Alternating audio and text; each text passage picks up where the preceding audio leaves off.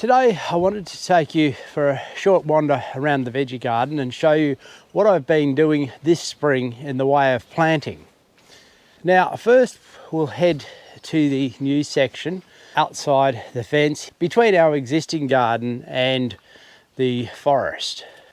Now in this section I decided to largely grow vines this year, or at least for the spring and summer.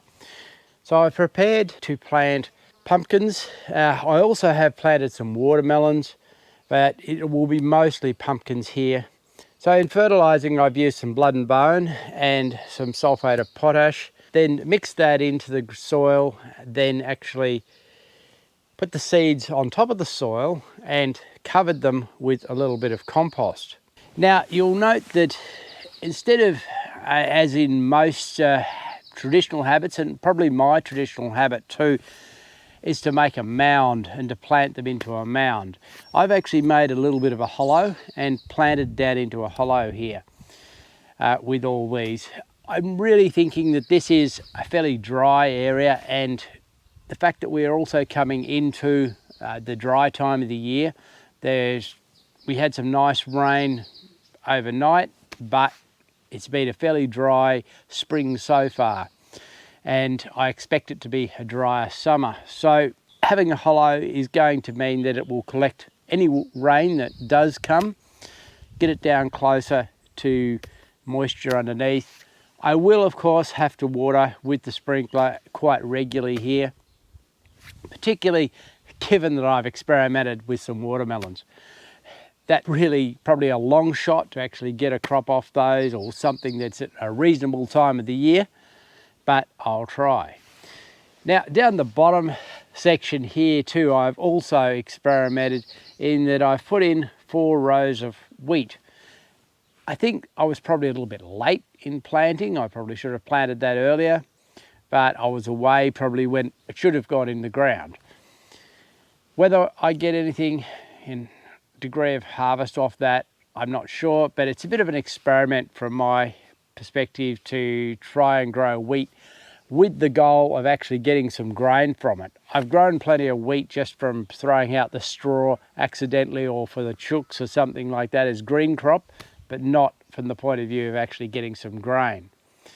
So time will tell how that actually goes. Now heading back across the main section of the garden, you'll notice that the garlic, the broccoli and the broad beans have really grown since the last video I made.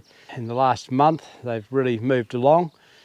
We've had quite a bit of warm weather, and that's really encouraged some growth.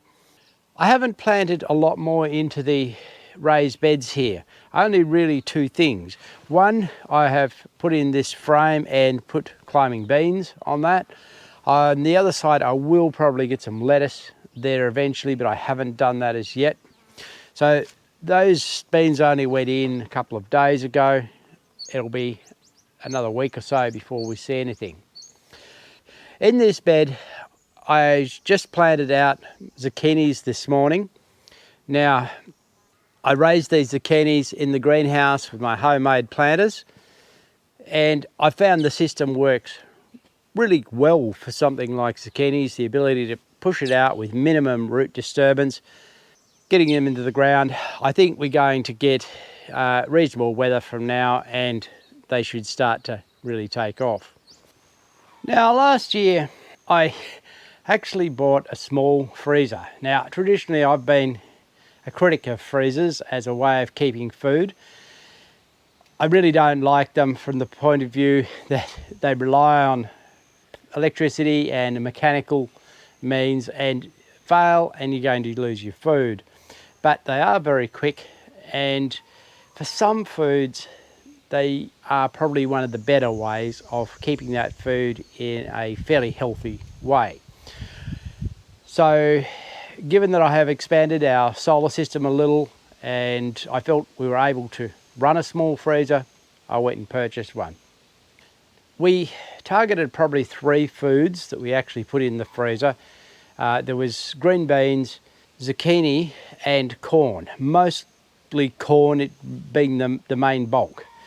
So last year I grew considerably more sweet corn than we would have normally grown or consumed, and it was really good. The corn was a great success. The beans were a fairly good success. The zucchini, not so much. It's really, yes, it was zucchini and there's some use to it, but it wasn't that popular in terms of coming to the plate. But the corn I really want to repeat. So I've actually planted 7 rows of sweet corn here last week, and this rain that we've had overnight will be great to get that germinating. Should give us a nice crop. Now, the tomatoes I put out a couple of days ago, and probably about a week earlier than I traditionally would put them out. I did that because we've had this warm weather. I hope it continues, but this time of the year you just have to take that risk. If it looks good, get them out. These tomatoes, I followed my basic tradition of buying some small punnets, with the small plants, potting them on and growing them in the greenhouse to this reasonable size. Now I see I've got one plant that's not looking happy, that may be a fail, and you'll also see there's a little bit of space, and that's because I've got some seeds that have just come through for another type of tomato, a pineapple tomato, and I want to experiment with those. I was a bit late getting the seed, and that's why they're going to be well behind. Hopefully we still actually get something off them, but from now on it is starting to get a bit late to really start putting seeds in. You ought to be putting plants in. What have I got here? These are Rouge de Normandie, and the others are all Roma, which mostly we use for making tomato sauce and that type of thing. In the greenhouse, I've got some tomatoes going for early, and we'll go and have a look at those. These early tomatoes that I started in the greenhouse from large plants, if you saw an earlier video, you can see that I bought larger plants, more advanced. 3 different varieties are doing really well, and I'm running them up strings, which is easy to do here. As I said, I wanted to take some cuttings from these and clone them. About 10 days ago, I did a couple, and one of them is looking quite successful. It's looking happy.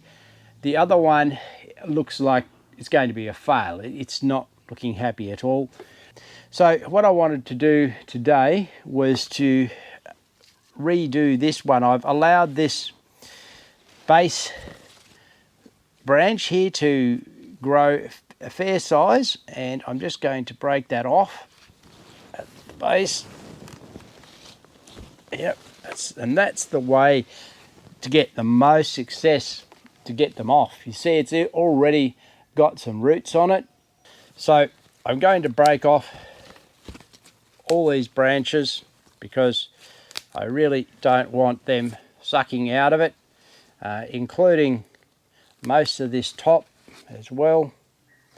That looks like it's got a secondary branch. I don't want that. Don't want the even flowers on it. So really minimal amount of greenery because it's actually got to supply that. So I'm going to put that in where this one failed, and you can see this is much smaller, shorter, and it's not going to do so well. So what I will do is I will dig down quite deep for this. Now another way, and actually it might be more successful with this particular one, we'll do it, is to lay it down a little bit. So because it's got already this bend, I will make a trench.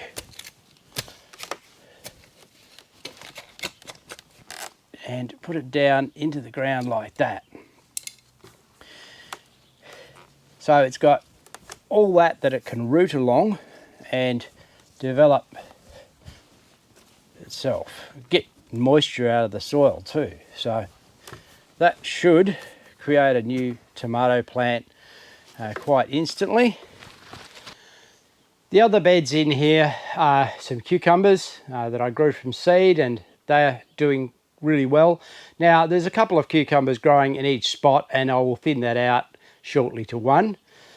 I also brought some parsley from volunteer places around the garden and put them into a single bed, which will give us a nice lot of parsley and some capsicum plants. Now, I'll probably add to that a little bit more. As I said in the previous video, because we're away, I haven't raised a lot of stuff from seed myself this year. Mostly got out and bought plants. Now, stepping a little into the future here, don't panic if these tomato cuttings look pretty sad for quite a few days, especially in the heat of a greenhouse like this. They can look really sad, like they're going to fail. But in most cases, they will recover and come right. Now here in this bed, I have a couple of cuttings that when I originally made this film a few days ago were looking really sad, and I thought they probably would fail. But now they are looking really happy, and they're going to begin to show some growth very soon. So yeah, don't rush to pull them out because they're looking sad, say it's a failure, give them some time. So that's a little roundup of what I've planted in the garden so far. Most of the major things that I grow through the spring and summer are now ready and set to go. There's some little work to do. I need to mulch the tomatoes. I also need to plant the summer crop of potatoes that will still be a couple of weeks away.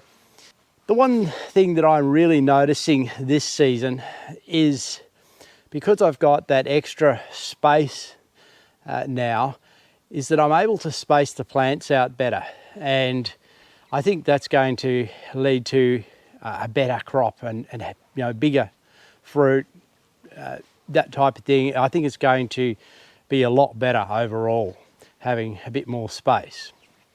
But I'll leave you now with some video of the flower garden and some of the beautiful flowers that we've been enjoying there.